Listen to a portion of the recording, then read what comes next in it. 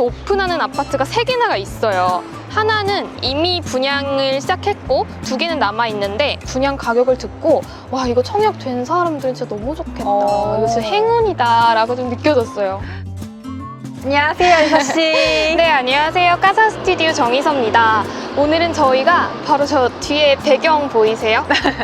동대문구. 맞아요. 네, 동대문구에 왔고 여기는 이문동 이제 재개발 이제 지역으로 묶여가지고 아파트들이 굉장히 많이 이제 분양을 시작을 했어요. 아, 진짜 여기가 다 공사판이더라고요. 정신이 하나도 없고 진짜 이문동 하면 약간 낙후된 동네라고 생각했는데 이렇게 막상 와서 보니까 아파트들도 크게 지어지고 하면 되게 달라질 것 같아서 기대가 되더라고요. 여기서 오픈하는 아파트가 3개나가 있어요. 하나는 이미 분양을 시작했고 2개는 남아있는데 휘경 자이랑 레미안 라그란데 이문 아이파크까지 이렇게 3군데를 한번 임장해 보도록 하겠습니다. 네, 이제 저희가 동네를 둘러보고 카페로 왔는데요. 어떠셨어요? 사람이 되게 많게 느껴지더라고요. 그리고 대학 가다 보니까 진짜 북적북적한 그런 느낌이 좀 정겹게 느껴지기도 했고, 건물들이 오래된 느낌이긴 한데 그렇다고 해서 막 낙후되거나 그런 느낌도 아니었던 것 같아요. 대학가라서 그런가? 전 대학가라서 그런지 사람도 많고 하니까 정신이 좀 없었던 것 같아요. 막 공사하고 이러다 보니까 공사 차량들도 너무 많았고 길이 되게 막 큰 도로나 이런 느낌보다는 진짜 동네 같은 맞아요. 그런 약간 좁은 도로들이 많아가지고 그 옆으로 다 되게 공사를 크게 하고 있었잖아요. 저희가 갔던 그 그쵸. 3군데 다. 그쵸. 거기 이제 3군데를 다 합치면 한 10,000세대 정도 되거든요. 오. 그러니까 어마어마한 그런 사람들이 단지 이제 크기잖아요. 들어오겠네요. 네. 근데 이제 그분들이 다 들어오면 더 이제 사람들이 많아지다 보니까 교통이 조금 더 막히고 이러지 않을까요? 와, 그러겠다. 거기 외대역이었나? 네. 그쪽도 그렇고 회기역 쪽도 그렇고 되게 도로가 막 넓진 않아서 좁아요. 네. 거기로 이렇게 유턴하고 하는데 차가 엄청 많아지면 좀 차 많이 막힐 많이 것 막히겠다. 같아요. 네. 그래서 지금 그 휘경 자이는 이미 분양이 끝나가지고 막 당첨되신 분들은 너무 막 좋아하시더라고요. 아, 진짜? 네, 그리고 나머지 레미안이랑 아이파크는 이제 올해 하반기에 분양을 시작할 것 같아요. 이번에 그러면 분양한 아파트 가격은 어떻게 되나요? 그거는 9억대예요. 9억대? 네. 평수는 30평대요? 네, 30평대인데 최근에 저희가 용인역 이편세상 갔다 왔잖아요. 네. 연장했잖아요. 그래서 거기를 갔다가 지금 여기를 봐서 그런지 좀 뭔가 저렴하다라고 느껴지는 거예요. 집한테 할 얘기는 아니긴 하지만 그렇죠. 근데 되게 거기를 보고 와서 그런 건지 어떻게 따지고 한 3억 정도 차이가 나는 거잖아요. 용인이랑 여긴 서울인데. 네. 그래서 좀 싼가? 약간 이런 느낌을 받았던 것 같아요. 보통 그런 집값이 강남 기준으로 많이 좌우되잖아요. 강남 기준으로 했을 때 거리는 비슷한 것 같아요. 용인에서 거기 가는 거나 여기서 가는 거나 크게 차이는 없는 것 같긴 하네요. 그리고 자이 아파트 기준으로 외대역이 한 500m 정도 떨어져 있거든요. 그래서 한 도보로 한 5, 6분이면 갈 것 같아요. 그래서 거기서 외대역에서 타가지고 이제 종로도 가고 여의도 쪽까지 한 번에 갈 수 있으니까 직장이 그쪽에 또 몰려 있잖아요. 종로 그러니까요. 여의도 쪽에. 그래서 출퇴근하시는 분들은 수월하게 할 수 있을 것 같아요. 오히려 차 타지 않고 지하철 타고 다니는 게. 그러겠어요. 그리고 여기 공원 같은 것도 꽤 괜찮더라고요. 그 학교 바로 옆에 무슨 름이라고 해야 되나? 그런 게 있어서 아까 공원 쪽도 지나왔는데 되게 푸릇푸릇하고 이렇게 오면서 동부간선 쭉 타고 왔는데 중랑천이 왼편에 이렇게 딱 있더라고요. 근데 되게 길이도 길고 거기서 막 여유롭게 사람들이 막 자전거 타고 막 애기들 뛰어놀고 막 그런 걸 보니까 좋아 보였어요. 그 첫 느낌이. 그렇구나. 사실 저는 이 동네를 생각했을 때는 약간 연령층이 좀 높다고 해야 되나?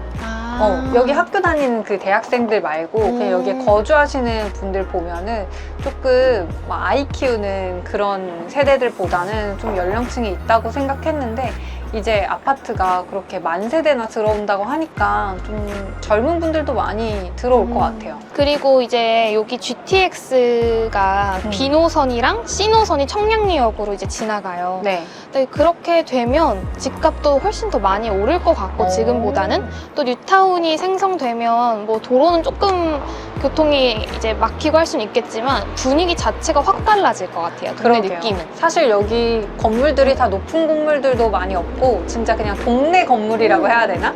그런 좀 노후된 건물들이 많았는데 완전 분위기가 달라지긴 하겠어요.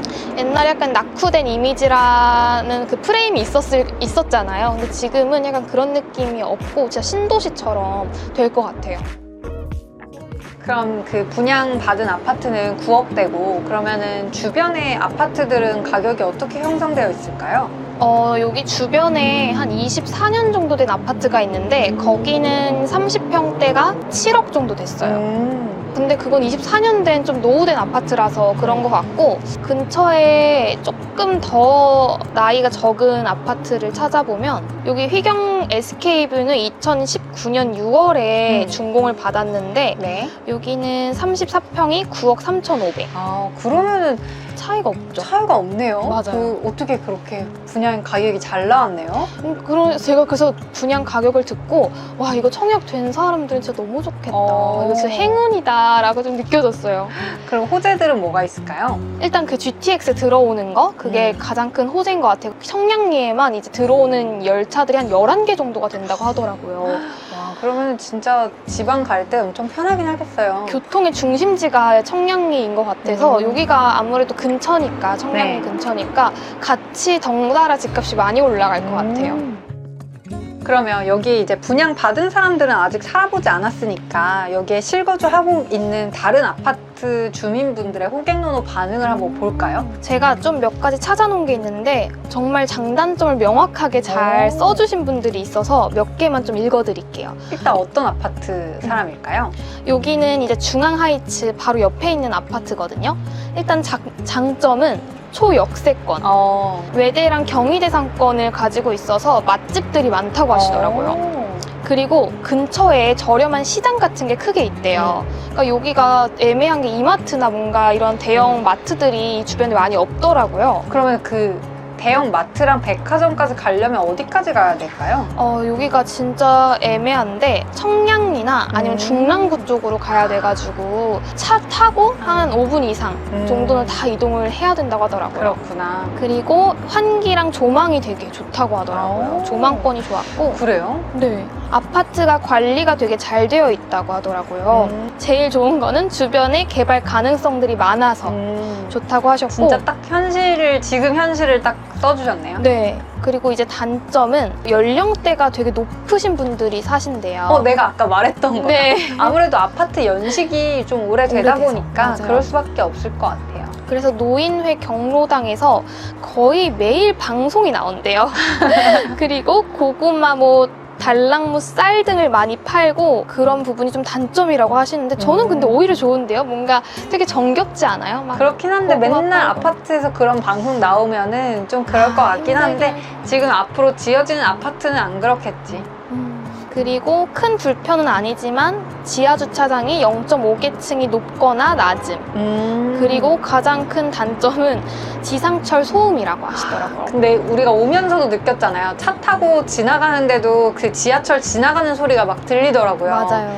그래서 이제 신축 아파트들은 그런 창호나 이런 게 잘 되어 있어서 창문을 닫으면 소음이 거의 안 들어올 거예요, 아마.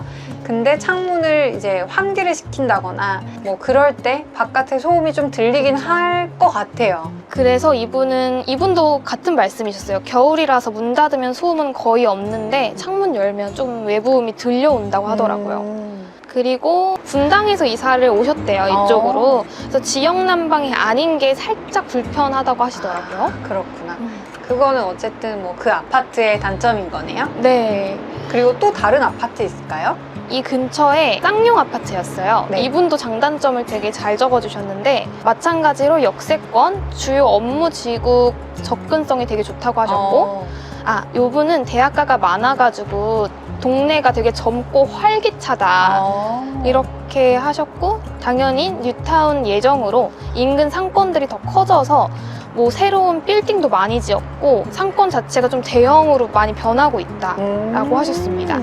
그리고 단점 뭐가 있을까요? 단점, 이분도 소음이셨어요.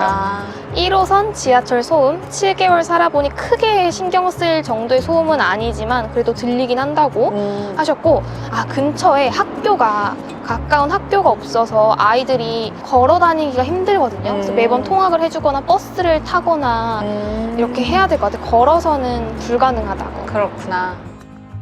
그러면 이렇게 1만 세대가 들어오잖아요. 네. 그러면은 학군이나 이런 것도 중요하게 생각하실 것 같은데 학군은 어떻게 될까요? 일단 초중고등학교가 근처에 있을까요?